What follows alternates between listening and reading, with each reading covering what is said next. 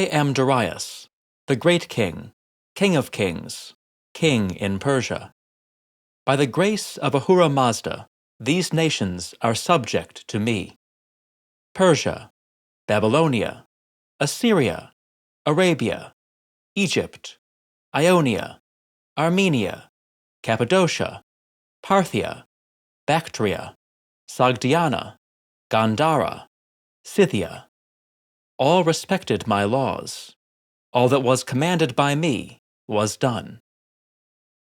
These words were written in Old Persian, Elamite, and Akkadian on the crags of Mount Behistun in what is now western Iran. They frame a colossal relief of the King of Kings, 1 foot planted on a rebel's corpse, a hand outstretched toward Ahura Mazda. The realm of Darius I, which extended from Sudan to Uzbekistan, was larger than the Roman Empire at its height. The king's projects matched the scale of his domains. He built a predecessor of the Suez Canal in Egypt, completed the 1,600-mile royal road from Susa to Sardis, and constructed much of the vast ceremonial center we know as Persepolis.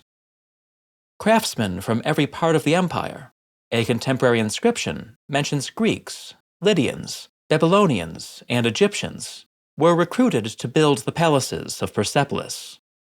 Along the steps leading up to the Apadana, the great reception hall, teams of sculptors carved the so-called tribute reliefs, which show delegations from 23 nations bringing gifts to the king.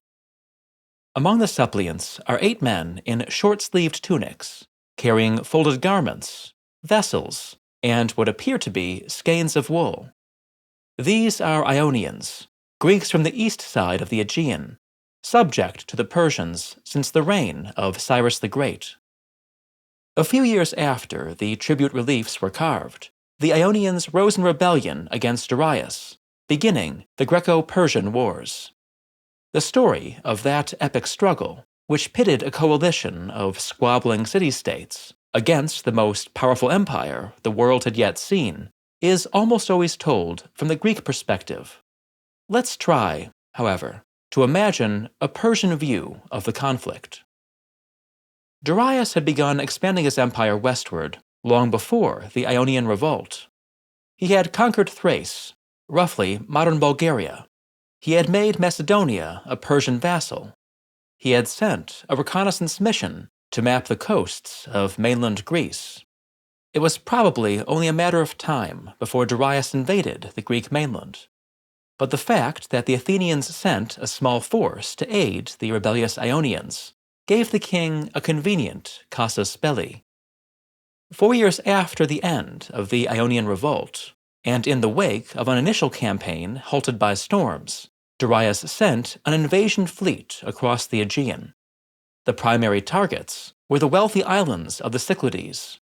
Only after these had been captured did the Persians move on to their secondary objective, punishing the Athenians. Darius hoped to defeat the army of the Athenian democracy and force the city to accept Hippias, its former tyrant, as a Persian puppet ruler. In the event, of course, the Athenians defeated the Persian expeditionary force at Marathon. But from Darius's perspective, this was only a minor setback.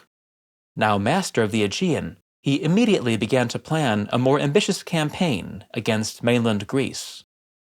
Death intervened. Darius's throne and planned invasion passed to his son Xerxes. In our Greek sources, Xerxes is the lesser son of a great father, destined to be laid low by hubris. The man was doubtless more complex than that myth. Whatever personality flaws he may have had, Xerxes moved ruthlessly and effectively to crush revolts in Egypt and Babylonia before turning his attention to Greece. Herodotus, whose histories are our most important source for the Persian Wars, claims that Xerxes was initially reluctant to attack the Greeks. Even if he was, he had no real choice. Marathon had to be avenged. His father's plans had to be honored. A successful war of conquest would massively enhance his reputation. Even marching through his western territories at the head of an army would help to stabilize that restless region. Xerxes' logistical arrangements for the invasion were superb. Huge supply caches were established along the line of march. A canal was cut through the rocky Athos Peninsula. 2 pontoon bridges, assembled from 674 ships, were thrown across the Hellespont. Over those bridges, in the spring of 480 BC, Xerxes led an army meant to terrify Greece into submission. Herodotus gives the wildly inflated figure of 3 million soldiers. Something like 100,000 is more likely. At the center of this host was the empty chariot, drawn by 8 white horses, that symbolized the presence of Ahura Mazda. Xerxes rode behind, followed by his elite guard of 10,000 immortals. The King of Kings had no reason to expect a difficult war. No Greek polis had an army remotely capable of matching his. Although Athens, Sparta, and a collection of smaller cities had formed a league to oppose him, many Greeks had refused to join. As his army approached, city after city defected. Even the Oracle of Delphi began to give openly pro-Persian prophecies. As anyone who has seen the movie 300 will be aware, the stand at Thermopylae, meant to delay Xerxes' advance, did not end well for the Greeks. Nor did the simultaneous naval battle at Artemisium. After being welcomed by the powerful city of Thebes, the Persians marched on Athens, which they captured and burned. The Athenians, having taken refuge on the island of Salamis, staked the survival of their city on the wooden walls of their ships. Xerxes had no need to attack the Greek fleet at Salamis. If he had simply blockaded it, as some of his advisors suggested, he could have waited until the ramshackle Greek coalition fell apart. But the king, needing a spectacular victory to justify his expedition, sent his ships into the narrows between Salamis and the mainland. And there, unable to maneuver, they were rammed and sunk by the hundreds. The Persian army remained intact after the Battle of Salamis, but with his fleet crippled, Xerxes' invasion was lamb-bound. If he wanted to attack the Peloponnese, he would have to assault the Isthmus of Corinth, fortified and defended by the Spartans. As Thermopylae had shown, that was unlikely to be pleasant. In any case, Xerxes had already achieved his main objectives. Athens had been destroyed. Most of Greece was conquered. There was no need to risk more of his prestige. Xerxes withdrew to Sardis in what is now western Turkey, leaving most of his army behind to complete the conquest of Greece. The decisive engagement took place the following year.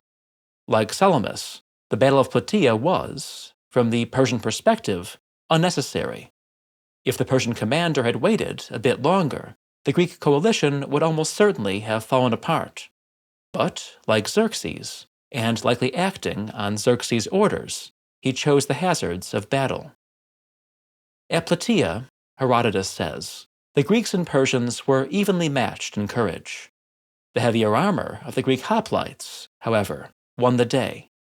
The Persian commander was killed along with thousands of his soldiers. The survivors fled north.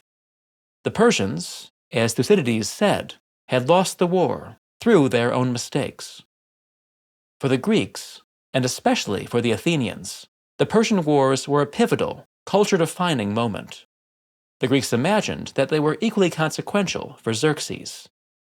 The chorus of Aeschylus's Persians describes the great king's laws no longer being obeyed, his tribute no longer being collected, his power at an end. But in fact, with the exceptions of minor territorial losses in Thrace and Ionia, the Persians suffered no lasting setbacks from their conflict with the Greeks. For a century and a half, Persian kings continued to rule almost the entirety of the vast realm that had been claimed by Darius.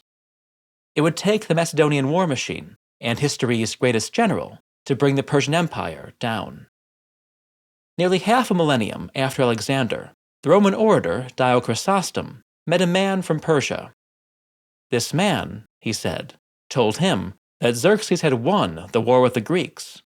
He had defeated the Spartans at Thermopylae, burned the city of Athens, imposed a tribute on Greece, and returned victorious to Asia. Perhaps this was how the Greek wars had always been regarded in the Persian heartland, a minor campaign in a distant and barbarous land. You can join me on a minor campaign in a distant land this spring when I'll be following Alexander the Great across Turkey. Follow the link in the description to learn more. You'll also find links there for my tours to the Roman ruins of Spain and the Bay of Naples. There's a new Rome in Review video about the comedy Something Funny Happened on the Way to the Forum. Check it out on the Told in Stone Patreon, also linked in the description. On my travel channel, Scenic Routes to the Past, I'm continuing my exploration of Greece's most iconic sites. And on Told in Stone Footnotes, you'll find new episodes of my podcast. Thanks for watching.